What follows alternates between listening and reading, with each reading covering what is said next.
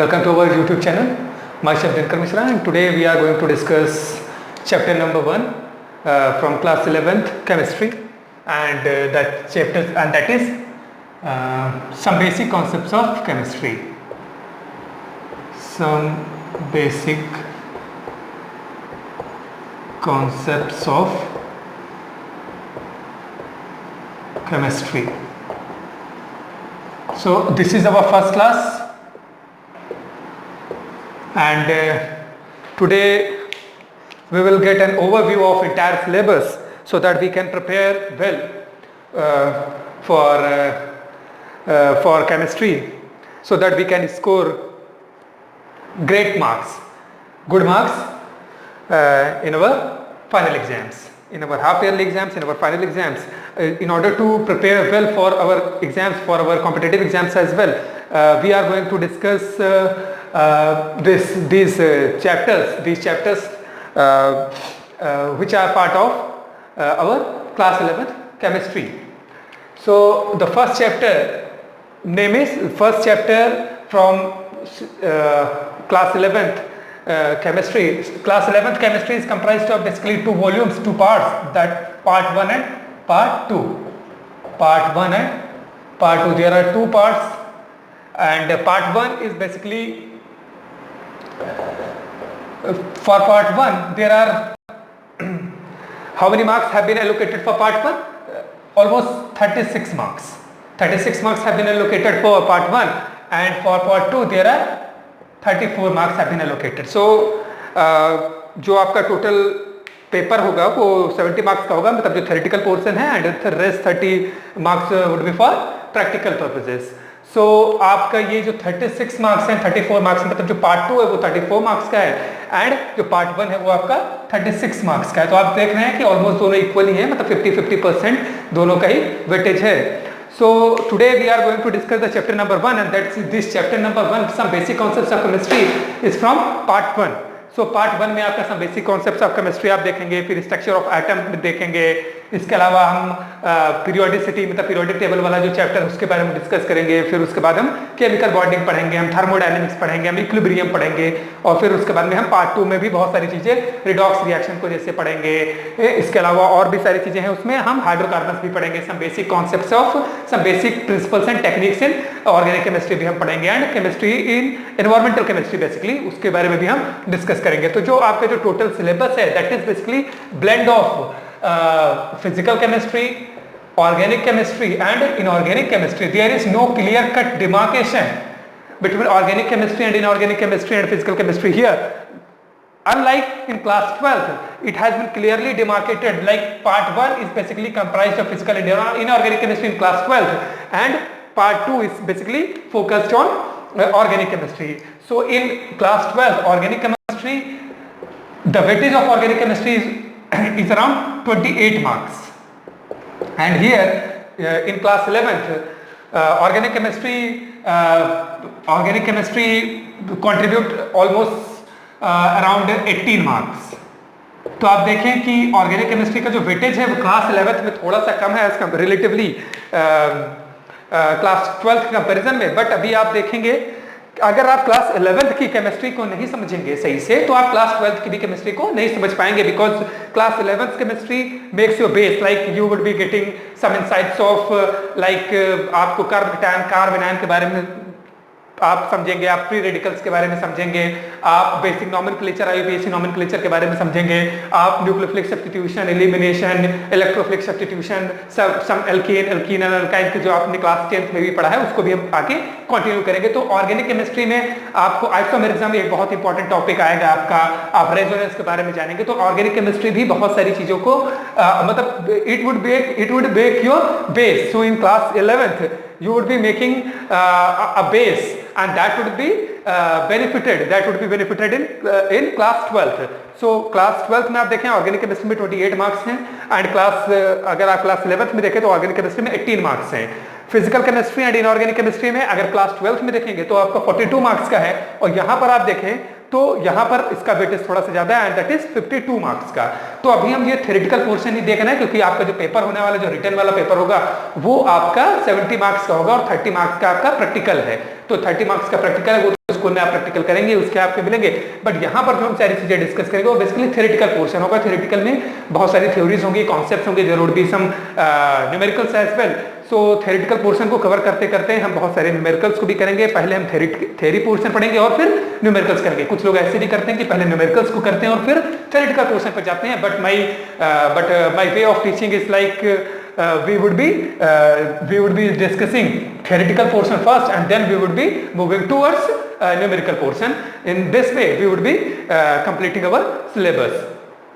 So this as far as part 1 is concerned, part 1 में अगर हम सिर्फ देखें तो पार्ट 1 में क्लास 11th की बात कर रहा हूं, क्लास पार्ट 1 में जो फर्स्ट चैप्टर है वो आपका है some basic concepts of chemistry. The second part जो सेकंड चैप्टर है that is atomic structure, structure of atom और एटॉमिक स्ट्रक्चर। तो अगर ये आपका यूनिट 1 बनाता है, means first chapter number 1 and chapter number 2 collectively form unit 1। तो यूनिट 1 में आपके कौन कौन से चैप्टर हैं? यूनिट 1 में अगर आप देखें तो यूनिट 1 में आपका 2 चैप्टर है, chapter number 1 and chapter number 2। Chapter number 1 is basically some basic concepts of chemistry, ये आप पार्ट 1 की बात कर रहे हैं। और यूनिट 1 में एक आपका सेकंड चैप्टर भी है दैट इज एटॉमिक स्ट्रक्चर। तो ये यूनिट 1 जो है उसमें टोटल कितने मार्क्स का आएगा आपका? कितने मार्क्स का आएगा? 11 मार्क्स का। यस, 11 मार्क्स का है ये जो भी डेटा दे रहा हूं, all the data are from official website, official blueprint marking scheme of CBSE. So 11 marks जो हैं ये आपके यूनिट 1 से हैं। यूनिट 1 से आपके 11 मार्क्स आएंगे। इस 11 मार्क्स में अगर आप देखें तो जो चैप्टर नंबर 1 है उसके लिए 12 पीरियड्स एलोकेट किए गए हैं। 12 पीरियड्स में चैप्टर नंबर 1 को कंप्लीट करना है और चैप्टर नंबर 2 के लिए 14 पीरियड्स एलोकेट किए गए हैं बाय सीबीएसई इटसेल्फ। तो अगर आप देखें कि 12 पीरियड्स एंड 14 पीरियड्स, तो टोटल कितने पीरियड्स हो गए? 26 पीरियड्स। 26 पीरियड्स एंड 26 पीरियड्स में हमको यूनिट 1 कवर करना है। और एक पीरियड का मतलब वही 40-45 मिनट, जो भी आपके स्कूल में जो भी एक पीरियड का जो भी टाइम ड्यूरेशन होता है उतना ही ड्यूरेशन है यहाँ पे भी। तो ये 26 पीरियड्स में हमको ये यूनिट 1 को कंप्लीट करना है।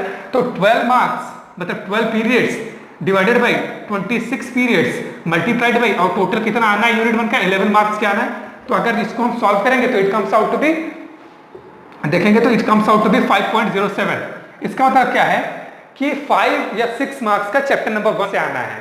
अगर 5 मार्क्स का चैप्टर नंबर 1 से आएगा तो 6 मार्क्स का चैप्टर नंबर 2 से आएगा। अगर 6 मार्क्स का चैप्टर नंबर 1 से आएगा तो 5 मार्क्स का चैप्टर नंबर 2 से आएगा। This is the most acceptable bifurcation of bifurcation of marks as far as unit 1 is concerned. अभी कुछ लोग बोलेंगे कि हमारे स्कूल में तो हमारे टीचर अपने हिसाब से दे देते हैं, कोई भी ऑफिशियल ब्लूप्रिंट को फॉलो नहीं करते हैं। तो ऐसा कुछ नहीं है, थोड़ा इधर उधर हो सकता है, बट बाकी का जो स्टैंडर्ड है और स्टैंडर्ड ऑफिशियल ब्लूप्रिंट है जो सीबीएसई के द्वारा इशू किया गया है, जो पब्लिश किया गया है, वो यही है कि जो चैप्टर नंबर 1 होगा आपके 5 मार्क्स के आएगा और चैप्टर नंबर 2 से आपके 6 मार्क्स का आएगा, या फिर चैप्टर नंबर 5 से अगर 6 का आएगा तो उससे मतलब दोनों को मिलाकर के 11 मार्क्स का आना ही आना है। तो you can not neglect any chapter. Okay, ऐसा नहीं है कि अभी हम जब हम जब पार्ट 2 कर रहे होंगे तो उसमें एस और पी ब्लॉक भी है। तो एस और पी ब्लॉक को बहुत सारे लोग कहते हैं कि हमारे यहाँ तो सिर्फ 2-3 मार्क्स का आता है, तो ऐसा नहीं होगा। 2-3 मार्क्स का वो नहीं आएगा, कम से कम 6-7 मार्क्स का एस और पी मिला करके तो आता ही आता है। तो आप उसको नेग्लेक्ट नहीं कर सकते हैं। हम we would be discussing the entire syllabus in depth. We will not be we will not be completing we will not be just discussing some shallow in the syllabus would be completed in entirety. Means we will not be discussing some concepts just for completing the quorum itself. So this is how we will be discussing that all the concepts will be clear in a crystal clear manner. Okay, so this was the marking scheme that we were discussing. Okay, तो आपका chapter number 1 से यहाँ पर जो मुद्दा था, ये जो आपका एजेंडा था वो ये था, ये इतना सारी चीजें बताने का कि आपका जो चैप्टर नंबर 1 है उससे 5 से 6 मार्क्स के क्वेश्चंस आपको देखने को मिलेंगे। ओके, तो some basic concepts of chemistry में अब हम इस चैप्टर के बारे में शुरू करते हैं। And now let's go into the details of each and every topic of chapter number 1। तो चैप्टर नंबर 1 में अगर आप देखें तो there are some concepts that you guys might have studied in previous classes as well, like अभी यहाँ पे dimensional analysis से कुछ कॉन्सेप्ट्स हैं, कुछ मैटर के बारे में बताया गया कि मैटर क्या होता है। तो फर्स्ट ऑफ ऑल आप जानते हैं कि मैटर क्या है। Matter is anything that occupies spaces, that occupy space, have masses and can be felt by any sense of human being, that is known as matter. ये क्लास 9 से हम लोग रट्टा मारते आ रहे हैं, सबको पता ही होगा मैटर। फिर उसके बाद में सॉलिड, लिक्विड, गैस क्या होता है, ये सब आप जानते ही हैं कि सॉलिड को अब हीट अप करेंगे तो मेल्टिंग वाला प्रोसेस होगा, लिक्विड में चला जाएगा, लिक्विड को फिर वेपराइज कर देंगे गैस में, गैस को कंडेंस कर देंगे लिक्विड में, और लिक्विड को फ्यूज कर देंगे आप सॉलिड में। तो ये सारी चीजें आप जानते ही हैं। फिर उसके बाद में थोड़ा बहुत आपको डायमेंशनल एनालिसिस के बारे में भी इसमें बताया गया। Dimensional analysis would be covered in your physics syllabus. तो फिजिक्स में जो फर्स्ट पार्ट है, फिजिक्स का जो पार्ट 1 का जो फर्स्ट चैप्टर है वो डायमेंशनल एनालिसिस से ही है। So you would be getting more and more idea of dimensional analysis and different quantities in your physics class. So here we would start our discussion from Dalton's atomic theory. You guys must be knowing about this Dalton atomic theory. ये class 9th में आप लोगों ने पढ़ाई होगा। Dalton's atomic theory, Dalton's atomic theory, that in short we can write it as that, Dalton's atomic theory। तो ये class 9th में आप लोगों ने पढ़ाई होगा। तो we would be discussing this theory, like there are various postulates of this theory and we would be discussing one by one all the postulates. So what are the postulates of Dalton's atomic theory? Dalton कौन थे भाई? English chemist थे, English chemist. ये सब जानने की जरूरत नहीं है इसको, मतलब कोई इसको आप जान लेंगे तो कोई बहुत अच्छी बात है, कोई मतलब जरूरी बात नहीं। These are some additional information जो आप दिमाग में रखना हो रखिए, ना रखना हो तो रखिए, कोई पूछेगा आपसे नहीं। तो डाल्टन एटॉमिक थ्योरी ये कब दी गई थी भाई? कब दिया गया था? 1804। ये भी कोई जरूरी की बात नहीं कि आप इसको रट्टा मारने बैठ जाएं कि 1804 में ये थ्योरी दी गई थी तो इसमें मजा आ जाएगा कि 1804 ये प्रीलिम्स में कोई क्वेश्चन आने वाला। No, this is not like that. Okay, तो डाल्टन एटॉमिक थ्योरी के आगे कॉन्सेप्ट्स पता होने चाहिए कि क्या डाल्टन ने बोला था, क्या उनके लिमिटेशंस थे, कैसे कैसे उनको रेक्टिफाई किया गया और फिर बाद में कौन कौन से थ्योरीज बनी। This is our aim and we should be focused on that only. So हम यहाँ पे केमिस्ट्री, ये कोई साइंस की क्लास है, ये कोई फिलोसफी की क्लास नहीं है, कोई हम हिस्ट्री नहीं पढ़ रहे हैं। तो अभी ये कुछ लोग यही पूछना शुरू कर देंगे कि डाल्टन कहाँ के थे, कब पैदा हुए थे, इनके पापा के। So these are just bullshits. You must be focusing on the concepts here. हाँ, तो यहाँ पे आपके कॉन्सेप्ट ही पूछे जाएंगे। और जो क्लास 10th में आप लोगों ने पढ़ाया अभी तो रिजल्ट शायद नहीं आया होगा due to this outbreak of corona pandemic, SARS corona virus 2। The virus is SARS coronavirus 2, SARS CoV-2, and this is the virus severe acute respiratory syndrome coronavirus 2 because the SARS coronavirus first has been was discovered in the year 2003 and that too originated from China. So SARS coronavirus 2, this is the virus, and the pandemic, the disease which is caused by this virus is termed as coronavirus disease 19. This is the official term that has been used by WHO. That has been coined by WHO, official executive health assembly of WHO, World Health Organization. There have been some controversy about this virus कि ये इसको China virus या फिर Wuhan virus क्यों नहीं बोला जा रहा है। बस ये सारी फिजूल की बातें हैं। जो ऑफिशियल टर्म है हमको उन्हीं सारी चीज़ों को मानना होता है। स्टेटस कुछ भी लगाइए, बाकी जो रियलिटी है वो रियलिटी है। ओके, तो डाल्टन एटॉमिक थ्योरी में अगर हम देखें तो ये आपने क्लास 9th में भी पढ़ा होगा डाल्टन एटॉमिक थ्योरी के बारे में। तो डाल्टन एटॉमिक थ्योरी में आप देखें तो सबसे पहला जो थ्योरी है क्या है? Dalton atomic theory basically chemical reactions के बारे में है। Chemistry is what? Chemistry is basically branch of science that deal with the study of chemical reactions और केमिकल चेंजेस। तो केमिकल रिएक्शंस जो भी केमिकल रिएक्शंस होंगे उनमें कौन पार्टिसिपेट करता है during the chemical reaction? Atoms participate करते हैं, इलेक्ट्रॉन्स पार्टिसिपेट करते हैं, मॉलिक्यूल्स पार्टिसिपेट करते हैं, कंपाउंड पार्टिसिपेट करता है, एलिमेंट पार्टिसिपेट करता है। which component, which particle is going to participate in a chemical reaction? That was told by Dalton. Dalton ने क्या बोला? Atom. Atom is the smallest unit. Atom is the आप लोग साथ साथ में लिखते भी रहिएगा, पढ़ते भी रहिएगा, मतलब सुनते भी रहिएगा, और एक पेन और पेपर लेकर के बैठिएगा और साथ साथ में लिखते भी रहिएगा। सत्यनारायण कथा नहीं चल रही है कि सिर्फ सुनने आए हैं, और स्किप मत करिएगा, वीडियोस को देखिएगा तो पूरा देखिएगा। ओके, तो atom is the smallest unit of any matter. थोड़ा सा मैं फास्ट लिख रहा हूं तो राइटिंग थोड़ा इधर उधर हो जाएगा, तो आपको थोड़ा सा क्लियरली ध्यान से देखना मतलब सुनना भी है। ओके, सिर्फ देखने पे फोकस मत करिएगा। Atom is the smallest unit of any matter and that participate in a chemical reaction, that participate in a chemical reaction. कोई बहुत सारे केमिकल रिएक्शन आप लोगों ने ऑलरेडी पढ़े होंगे in class 9th, in class 10th, you guys might have studied so many chemical reactions like आपने decomposition reaction, substitution reaction और भी बहुत सारे reaction, addition reaction। इसके अलावा आपने methods of preparation वगैरह भी, या फिर आपने कुछ नहीं पढ़ा होगा तो esterification reaction, saponification reaction class 10th में। ये सब तो रट्टा जरूर कोई मारता ही है हर कोई कि कैसे हम सपोनिफिकेशन रिएक्शन क्या होता है और स्टेरिफिकेशन रिएक्शन क्या होता है। थोड़ा बहुत हम लोगों ने एथेनॉल और इथेनोइक एसिड मिलाया होगा और हमने जो ईस्टर बना होगा उसको सोडियम हाइड्रोक्साइड से रिएक्शन भी कराया होगा, that is standard saponification reaction. तो यही कोई भी केमिकल रिएक्शन में कौन पार्टिसिपेट करता है, अगर माइक्रोस्कोपिक लेवल पर देखें तो कौन पार्टिसिपेट करता है, एटम पार्टिसिपेट करता है। What is atom? Atom molecule के बारे में हम आगे डिटेल में we will be discussing atom and molecules in detail later on. Okay, second thing that was told by mister Dalton, इन्होंने क्या बोला कि atoms are basically indivisible and indestructible. Atoms are basically indivisible and indestructible. Indivisible का क्या मतलब है? Can not be further subdivided. Okay, and indestructible का क्या मतलब है? Can not be destroyed in entirety and can not be created as well. So atoms are indivisible and indestructible. Indestructible का क्या मतलब है? Can not be destroyed completely, can not be created.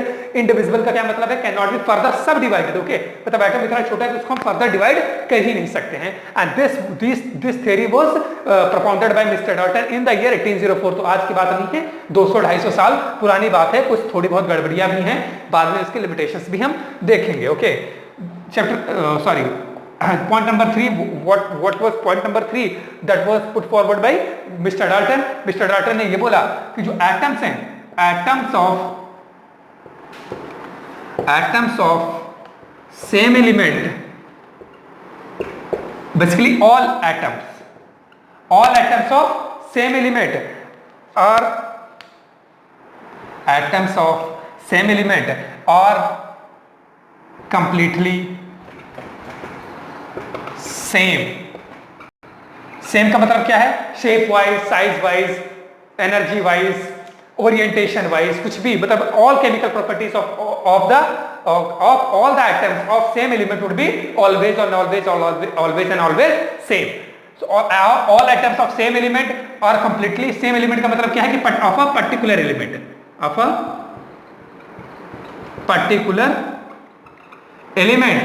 all properties, all atoms of a particular element are completely same, that is same का मतलब क्या है? shape wise, size, mass, etc. okay, and all atoms of a particular element are completely same, चाहे वो shape हो, चाहे size हो, चाहे mass wise हो, और all atoms of different element are completely different as well, and all atoms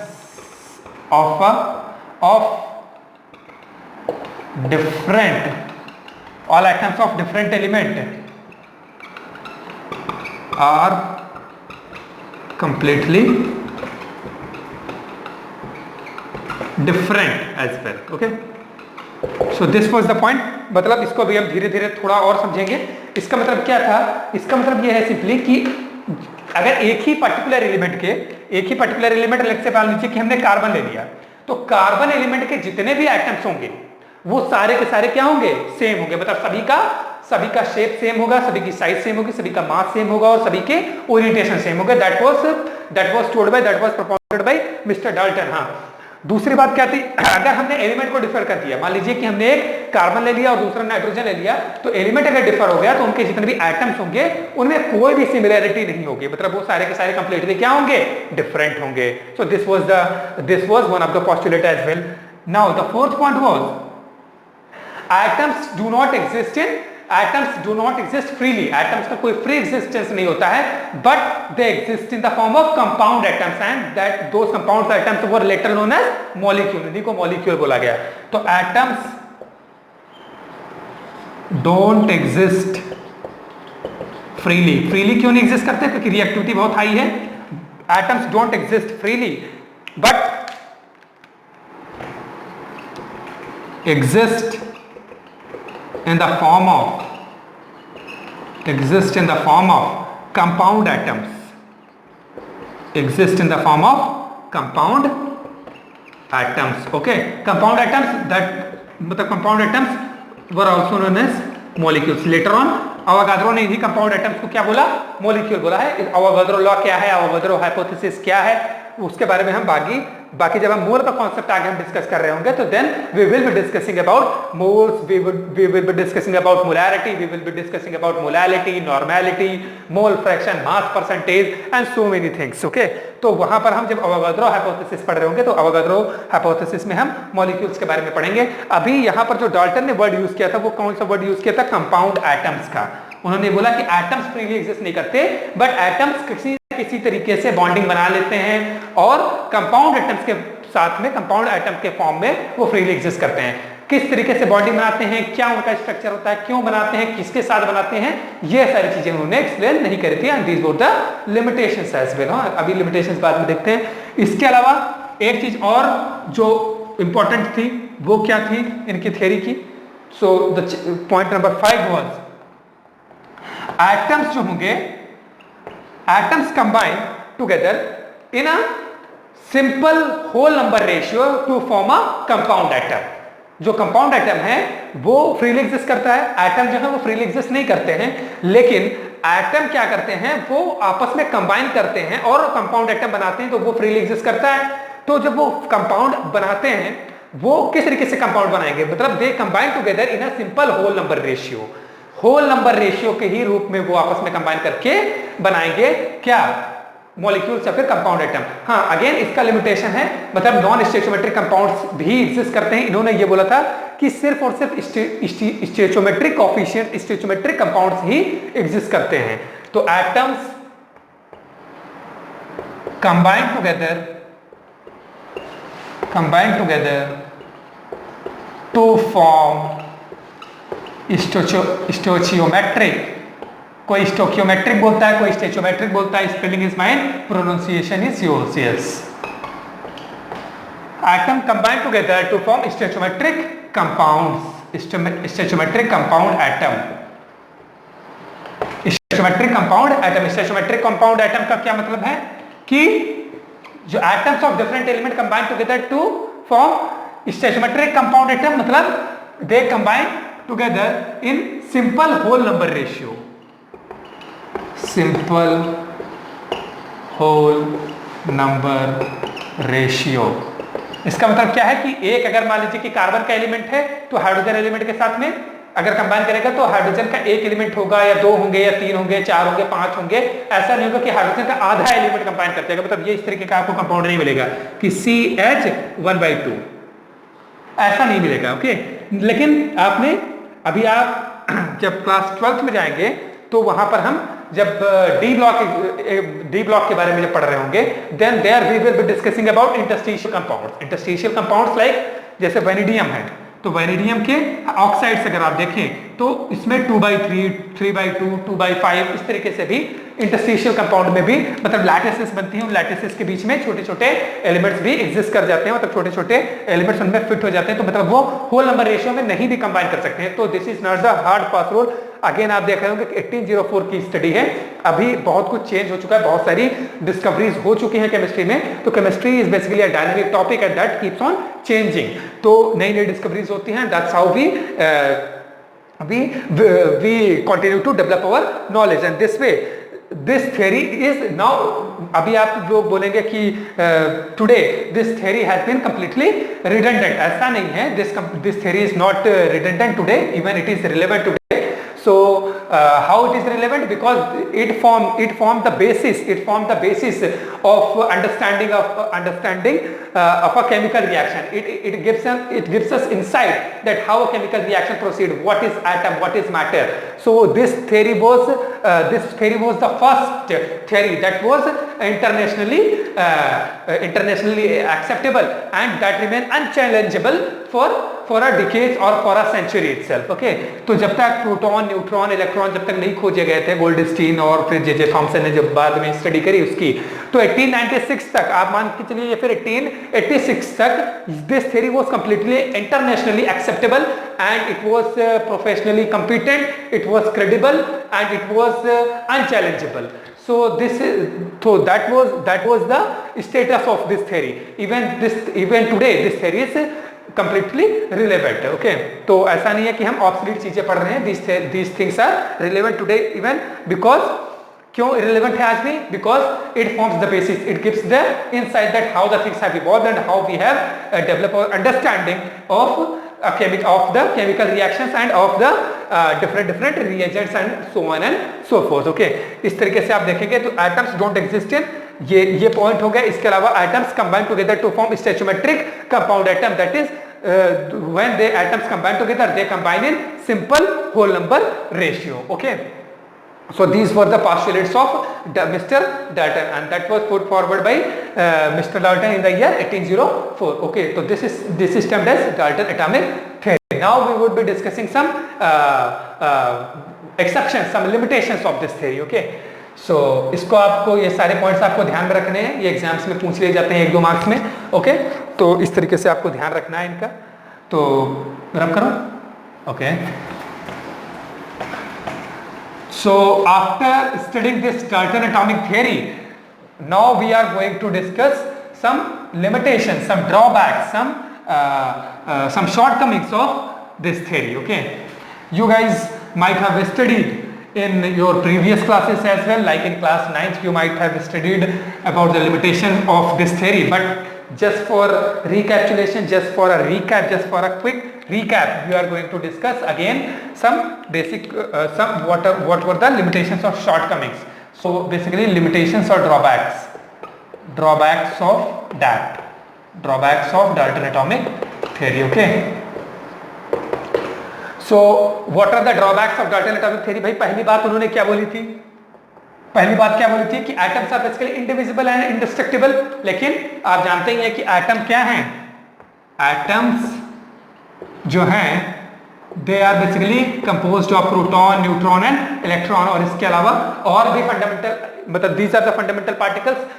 इसके अलावा और भी फंडामेंटल पार्टिकल्स हैं, जैसे आप क्वार्क्स ले लेते हैं, आपके अलावा इसके अलावा भी और भी बहुत सारे फंडामेंटल पार्टिकल्स है, but basic fundamental particles are proton, neutron and electron. अगर आप टेक्निकली देखेंगे तो electron again is not a fundamental particle. इसके अलावा proton and neutron are fundamental particle. क्यों, कैसे होता है, ये क्या है, कैसे आप जानते हैं इसके बारे में? ये सब हायर क्लासेस की टॉपिक्स हैं. तो यहाँ पर as far as class 11th is concern, you should be considering that proton, electron and neutron are basically fundamental particles of an atom. Okay, तो atom is basically composed of proton, neutron and electron. तो proton, neutron और electron हैं fundamental particles, और इनको भी further सब divide किया जा सकता है. तो उन्होंने तो बोला था कि atoms are basically indivisible, can not be divided, can not be further sub divided. तो यहाँ पर तो डिवीजन हो जा रहा है, तो इसका मतलब क्या है? Atoms are divisible. और ये प्रोटॉन एंड न्यूट्रॉन, भाई प्रोटॉन इलेक्ट्रॉन की डिस्कवरी किसने करी थी? बताइए, प्रोटॉन इलेक्ट्रॉन की डिस्कवरी किसने करी थी? J Thomson.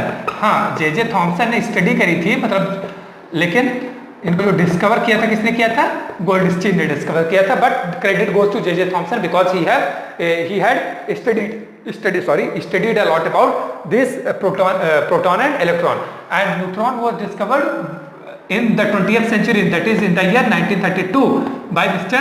Chadwick. Okay, तो अब ये थोड़ी भी मतलब ये जनरल नॉलेज वाली चीजें हैं, ये थोड़ा बहुत आप लोग भी ध्यान रख लीजिएगा कि जे थॉमसन ने प्रोटॉन इलेक्ट्रॉन की डिस्कवरी करी in the year 1896 and neutron की खोज कब हुई भाई, चैडविक ने करी थी और कब 1932 में। तो अभी देखिए एटम्स को डिवाइड किया जा सकता है, एटम्स के और भी मतलब ये तो प्रोटॉन न्यूट्रॉन इलेक्ट्रॉन ये तो बेसिक डिवीजन, इसके अलावा और भी फंडामेंटल पार्टिकल्स एग्जिस्ट करते हैं एटम में। तो atoms are divisible.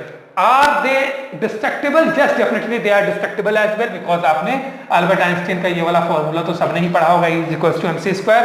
Yes, that mass can be converted into energy. और आप देखते भी होंगे कि न्यूक्लियर रिएक्शंस जब होते हैं, मतलब ये तो ये स्पीड ऑफ लाइट के इक्विवेलेंट अगर जो किसी भी ऑब्जेक्ट की अगर जो वेलोसिटी हो जाए तो वो एनर्जी में कन्वर्ट हो जाता है। तो that is from theory of relativity of Albert Einstein. But इसके अलावा भी अगर आप देखें तो न्यूक्लियर रिएक्शंस जो होते हैं, एक तो ये हो गया, और फिर आप देखें कि जो न्यूक्लियर रिएक्शंस होते हैं, न्यूक्लियर फिशन है, न्यूक्लियर फ्यूजन, जो न्यूक्लियर रिएक्टर में न्यूक्लियर फिशन रिएक्शन होते हैं, न्यूक्लियर फ्यूजन रिएक्शन जो कि सन में हो रहा है, तो enormous amount of energy release होती है। तो nuclear fission and nuclear fusion reaction में भी, nuclear fission and nuclear fusion reaction में भी क्या होता है, मास किस में कन्वर्ट हो जाता है, एनर्जी में कन्वर्ट हो जाता है। Here too mass gets converted into energy, enormous amount of energy release होती है। जैसे आप स्माइलिंग बुद्धा 1973 का देखे, जो मिसेस इंदिरा गांधी के टाइम में हुआ था पोखरण में, पोखरण 1 अभी इसको बोला जा रहा है। Smiling Buddha was the operation name of the operation that was conducted in the year 1973।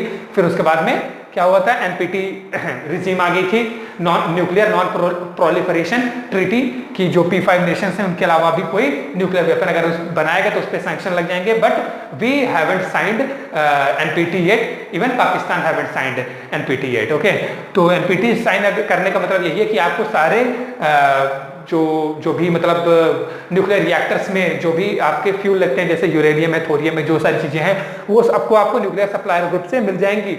But आप उसको पीसफुल पर्पसेस के लिए, मतलब सिविल पर्पसेस के लिए यूज करेंगे, आप उसका मिलिट्री यूज नहीं कर सकते हैं। But considering the security situation, considering the hostile neighbors like China and Pakistan, India have always sided away from signing this NPT, non-nuclear non-proliferation treaty. Okay, so from nuclear fission and nuclear, अभी Pokhran 2 in the year 1998 जो mister Shri Atal Bihari Vajpayee ji के time पे हुआ था, तो उसमें भी वही न्यूक्लियर रिएक्शन हुआ था, मतलब न्यूक्लियर फिशन रिएक्शन ही था, जो मतलब आप देखे ही होंगे, फोटोज वगैरह आती रहती हैं, उस पे मूवी भी आई थी ना, तो वही है। तो nuclear fission and nuclear fusion reactions में भी क्या होता है, जो न्यूक्लियस है बेसिकली न्यूक्लियस डिसइंटीग्रेट होता है and enormous amount of energy release होती है, मतलब mass converted into energy there as well. तो इन्होंने तो बोला था भाई कि atoms can not be created, can not be destroyed, वो क्या होते हैं, इंडिस्ट्रक्टिबल होते हैं, तो वो इंडिस्ट्रक्टिबल नहीं है, डिस्ट्रक्टिबल होते हैं। उन्होंने तो ये भी बोला था कि एटम्स डिविजिबल नहीं होते हैं, atoms are completely indivisible, but हम आज जानते हैं कि एटम्स आर डिविजिबल। तो these are some modern postulates of Dalton atomic theory. मतलब ये ओवर द ईयर साइंटिस्ट ने उनकी थ्योरी को क्या किया है, मॉडिफाई किया है। ओके, तो चाहे आप चाहे इनको आप मॉडर्न पोस्टुलेट्स बोल लीजिए, चाहे इनको आप ड्रॉबैक्स बोल दीजिए। ओके, दोनों एक ही चीजें हैं। दूसरी चीज क्या इंपॉर्टेंट थी, दूसरी चीज ये इंपॉर्टेंट थी कि all the atoms of a same element of a particular element are completely same and all the elements of different elements are completely different. तो ये चीज भी गलत होगी भाई। आपने एक चीज आपने पढ़ी होगी कि लेट्स से वी हैव, आपने एक कॉन्सेप्ट पढ़ा होगा आइसोटोप्स। आइसोटोप्स मतलब having same element but different atomic mass. So having same atomic number but different atomic mass, like carbon है, कार्बन का 612 isotope, carbon 613 isotope and carbon 614 isotope. अभी आप देखिए कि एलिमेंट तो सेम ही है, कार्बन कार्बन कार्बन ही है हर जगह, बट एटॉमिक मास भाई अलग अलग है कि नहीं है। और हमने क्या पढ़ा था, all the atoms of a same element are completely same, मतलब उनका शेप, साइज, मास सब कुछ सेम ही होगा। यहाँ पर देखिए रिलेटिव मास सबका क्या है, अलग अलग है। तो this is again a drawback of modern drawback of that is Dalton atomic theory. Third point क्या था भाई, मतलब एक आइसोटोप का जो कॉन्सेप्ट हुआ, जो मिस्टर सॉडी ने इन्वेंट किया था ये मतलब 20th सेंचुरी में, मतलब ये 1804 की 19th सेंचुरी में वो डिस्कवरी, और 20th सेंचुरी की discovery isotopes were discovered by mister Soddy. Mister Soddy ये साइंटिस्ट का नाम है बेसिकली, सॉडी। फिर इसके बाद में अगर हम देखें, अगर दूसरी पॉइंट क्या था कि atoms of different element are completely different, मतलब उनका कुछ भी सेम नहीं होगा। हाँ, मिस्टर डाल्टन ने तो यही बोला था। लेकिन अगर आप देखें तो आर्गन, एंड कैल्शियम। तो आर्गन का atomic number is 18 and relative atomic mass is 14। ये सारी चीजें हम क्या होता है, एटॉमिक मास क्या होता है, यूनिट क्या होता है, ये सब क्लास 9th में आप लोगों ने पढ़ा होगा, but we will be discussing about these things later on in this chapter itself. Okay, तो यहाँ पर देखिए इसका 20 है एटॉमिक नंबर, बट इसका भी एटॉमिक नंबर, एटॉमिक मास कितना होता है 40। तो भाई atoms of different element, atoms of different element are completely different, shape wise, mass wise, हर चीज वाइज। तो यहाँ पर देखिए तो atoms of different element are same, तो again a drawback of Dalton atomic theory. Okay, so these are the things, these are the basic limitations, these are the limitations or drawbacks of Dalton atomic theory. तो isotope वाला concept हो गया, और मास मतलब divisible भी होते हैं, इंडेस्ट्रक्टिबल भी होते हैं, और फोर्थ थिंग जो उन्होंने बोली थी क्या कि एटम्स जो होंगे जब कंपाउंड एटम्स बनाते हैं तो ऑलवेज क्या करते हैं, सिंपल होल नंबर रेशियो में ही कंबाइन करते हैं। Again it is not true, क्योंकि मैंने आपको इंटरस्टिशियल कंपाउंड्स के बारे में भी बताया है। इंटरस्टिशियल कंपाउंड्स, इंटरस्टिशियल कंपाउंड में क्या होता है, interstitial compounds are also known as non stoichiometric compounds, non stoichiometric compounds. तो यहां पर क्या होगा कि सिंपल होल नंबर रेशियो में कॉम्बिनेशन नहीं भी हो सकता है, मतलब ऐसा भी हो सकता है कि मान लीजिए कि स्कैंडियम है तो स्कैंडियम के टू एटम्स कंबाइन करना है, तो हो सकता है इसके ऑक्साइड जब बने तो उसके 3/2 कंबाइन कर जाएं, या फिर इसके हाइड्राइड से अगर मान बनाए तो ये 1/2 कंबाइन कर जाएं। ये बेसिकली डी ब्लॉक एलिमेंट्स की प्रॉपर्टी होती है due to vacant D orbital इनकी, and they are also termed as transition elements. These are some concept that we will be discussing in class 12th D block elements. तो अभी इसके लिए थोड़ा सा आपको इंतजार करना पड़ेगा, तो मतलब लेकिन फिर भी आप यहाँ पर थोड़ा बहुत ये समझ सकते हैं कि सब हमेशा जो एटम्स हैं वो सिंपल होल नंबर रेशियो में कंबाइन नहीं करेंगे, हो सकता है वो फ्रैक्शंस में भी कंबाइन कर जाएं, तो that is also a drawback of Dalton atomic theory. Okay, and इसके अलावा एक और ड्रॉबैक है कि Dalton atomic theory does not explain, can not, do not explain Gay Lussac's law. तो it can not explain Gay Lussac's law, Gay Lussac's law. अभी क्या है इसके बारे में थोड़ा सा आगे भी डिस्कस करेंगे, we will be discussing about Gay Lussac's law later on, but Gay Lussac's law जो है it is basically a law of chemical combination. Law of chemical combination का क्या मतलब है, simply those laws which governs the rules and regulations of a chemical reaction. भाई chemical reaction अगर हो रहा है, कि मैंने आपको पहले बताया कि केमिस्ट्री क्या है, chemistry deals with the study of chemical reactions mostly. तो केमिकल रिएक्शंस में क्या होंगे भाई, ऐसा तो होगा नहीं कि जिसका मन है तो ऐसे रिएक्शन कर रहा है, there must be some rules and regulations. तो उन रूल्स एंड रेगुलेशंस को हम क्या बोलते हैं, लॉज ऑफ केमिकल कॉम्बिनेशन और लॉ ऑफ केमिकल रिएक्शन। उसी में से एक लॉ है आपका गे-लुसाक्स लॉ। ओके, तो गे-लुसाक्स लॉ को ये एक्सप्लेन नहीं करता है कौन, डाल्टन एटॉमिक थ्योरी। इसके अलावा और जो भी लॉज हैं उनको डाल्टन एटॉमिक थ्योरी एक्सप्लेन कर सकता है, तो that is also a limitation of Dalton atomic theory.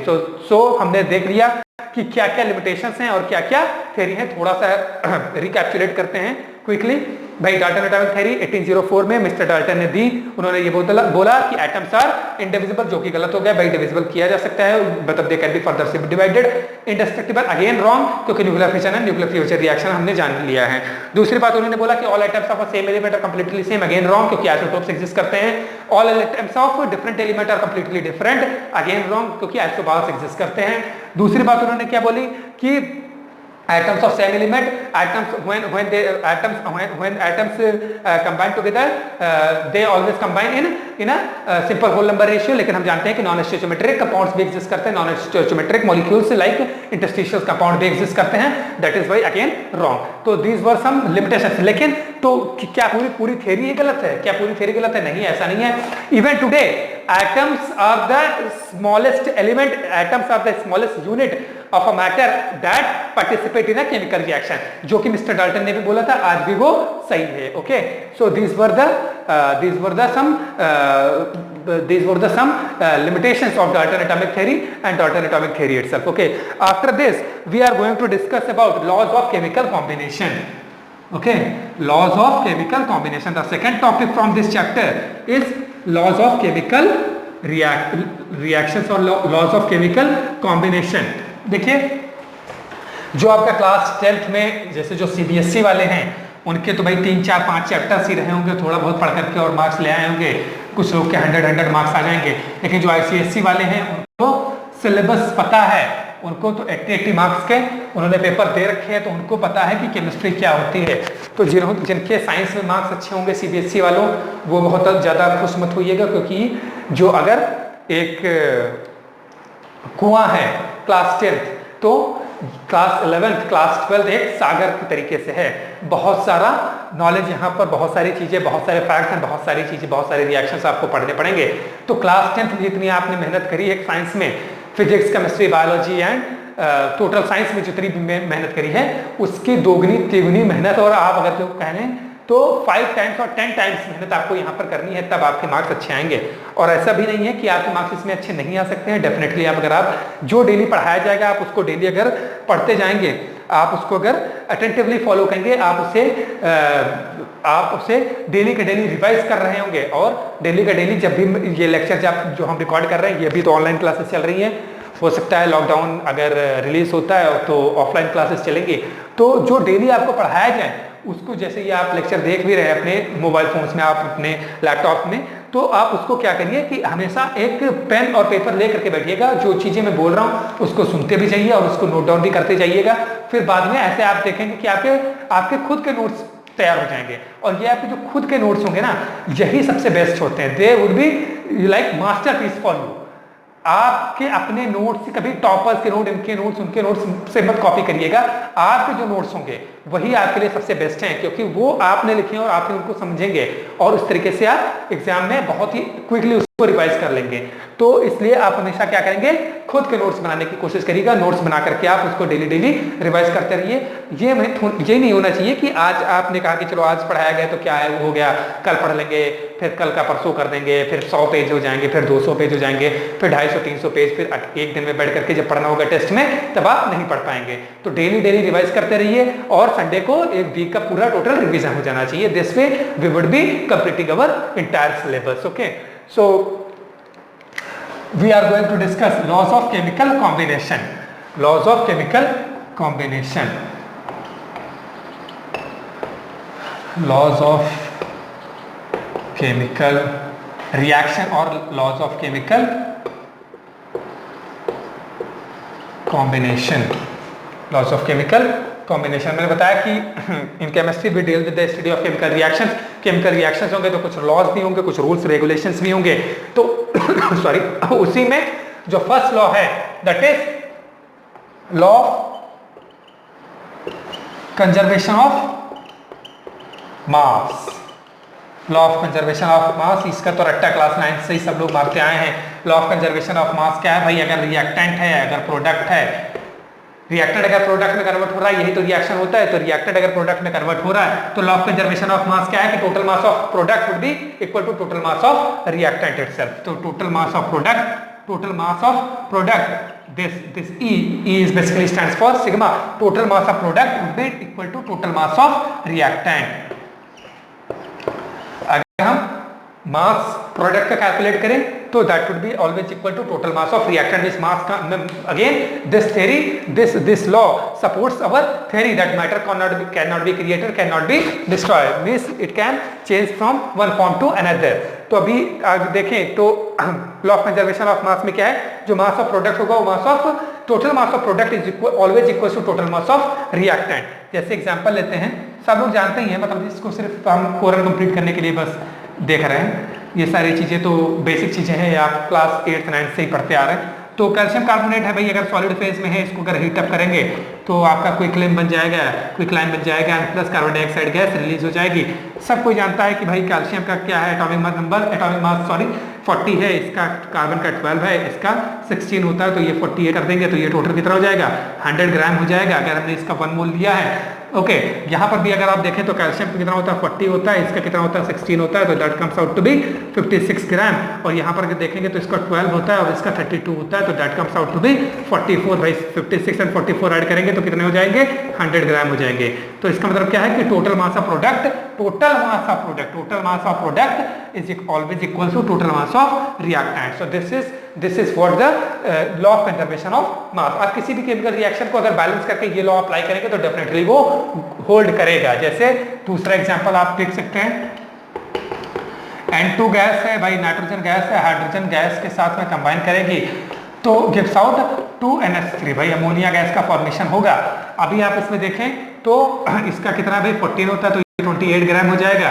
इसका कितना होता है 1 होता है तो 1 तो 2 हो जाएगा तो मतलब ये 6 ग्राम हो जाएगा। तो इसका कितना हो गया 34 हो गया। अगर आप नाइट्रोजन का देखें तो 14 होता है, इसका देखें तो 3 होता है तो ये 17 हो गया और 17 को 2 से मल्टीप्लाई कर देंगे तो यहाँ भी 34 हो गया। तो 34 ग्राम बेसिकली और यहाँ पे भी कितना था 34 ग्राम।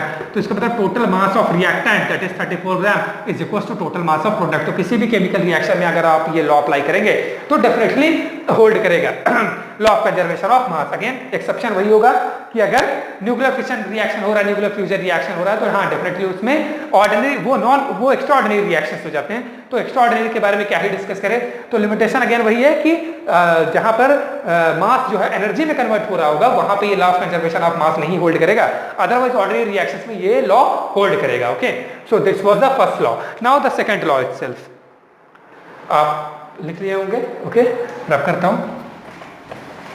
ठीक, सेकंड लॉ क्या है? Second law is law of constant composition, law of constant composition और law of constant proportion, law of constant proportion.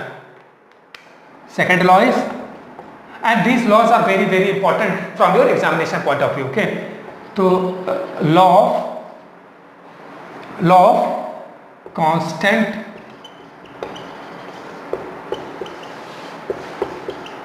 composition और constant